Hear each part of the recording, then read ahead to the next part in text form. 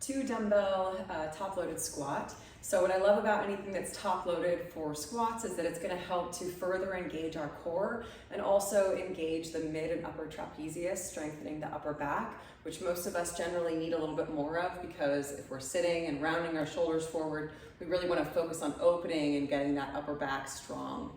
So when we go into this movement pattern, I recommend having some sort of little resistance band, especially as you start out for the beginning.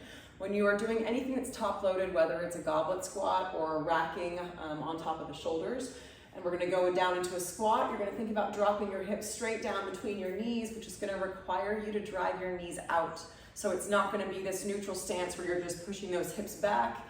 This is really going to be allowing your pelvis to tuck under and coming straight down as much as you can, driving through the heels, squeezing at the top. Everyone's hips are going to be a little bit different, so if you haven't really found your appropriate squat stance yet, you might want to find that before you move into this double top-loaded squat.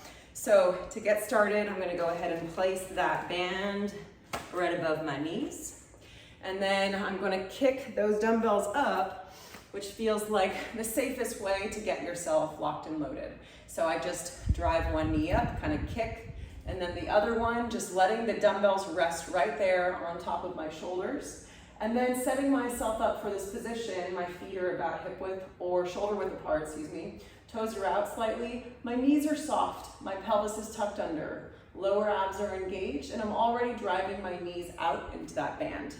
And then I'm thinking about elbows coming in towards that midline, which helps to activate my lats to support my shoulder engagement. I'm keeping my chest lifted. And then here we go. So I'm going to take a sip of inhale through my nose, sit, exhale, drag the floor away from me, and locking glutes and down to the top, keeping that distance of driving the knees out as I go. So inhaling to start.